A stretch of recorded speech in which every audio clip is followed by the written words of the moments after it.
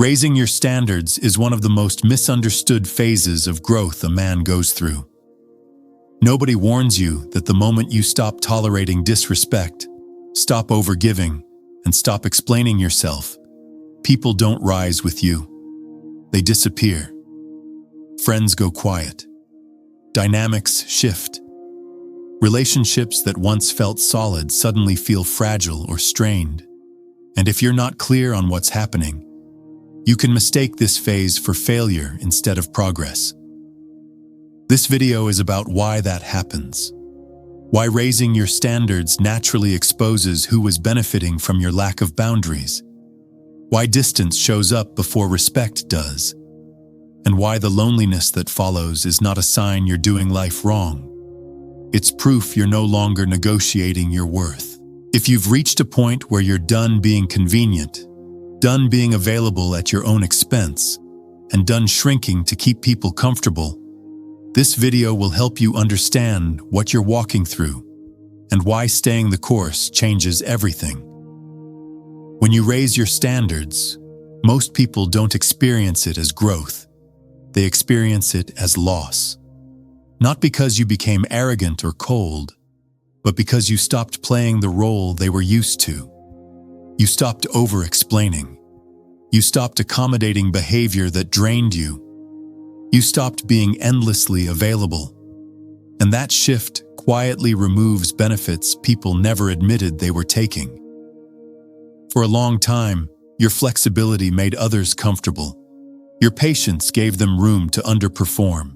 Your silence absorbed tension that wasn't yours to carry. When you change that, the relationship is forced to rebalance. And not everyone wants balance. Some people only feel secure when they have leverage, access, or control. The moment that disappears, so do they. This is why people don't usually confront you when your standards rise.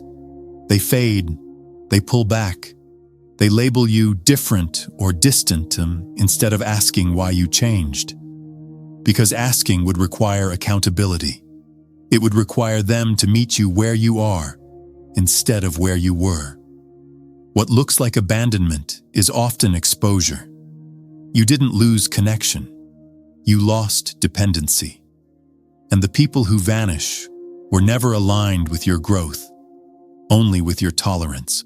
The people who vanish when your standards rise aren't being taken from you. They're being filtered out. This is the part most men misinterpret. They think, if people are leaving, I must be doing something wrong. In reality, what's happening is alignment is being tested, and misalignment always reveals itself under pressure. High standards introduce friction. They demand clarity, consistency, and self-respect. Anyone who benefited from your lack of boundaries now has a choice. Adapt upward or step away. Many step away because growth costs them comfort. It costs excuses. It costs entitlement. And not everyone is willing to pay that price. This is why raising standards often feels lonely at first. You're no longer surrounded by noise, validation, or shallow connection. You're standing in quiet integrity instead. But that quiet is not emptiness. It's space. Space for relationships that are reciprocal. Space for respect instead of tolerance. Space for people who don't need you to shrink so they can feel secure. Men who build strong lives don't collect people. They attract alignment. And alignment can only happen after misalignment leaves. What you're experiencing isn't rejection. It's refinement. The hardest part isn't raising your standards. It's keeping them once the loneliness kicks in. This is where most men fold. They start rationalizing, lowering the bar again, reaching back out to people they already outgrew, just to escape the discomfort. But that discomfort is the test. When people vanish, your mind will try to negotiate with your old self. It will say things like, maybe I was too strict, maybe I'm expecting too much, maybe this is just how relationships are. That's not intuition talking. That's fear of standing alone. And fear always argues for familiarity, not truth. Holding the line means understanding this. Standards are not punishments for others. They are commitments to yourself. You don't enforce them aggressively. You don't explain them endlessly. You don't chase understanding. You simply live in a way that makes it clear what you will and will not tolerate, and let reality do the sorting. Over time, something shifts. You stop feeling like you're losing people and start realizing you're gaining stability. Your energy settles. Your decisions become cleaner.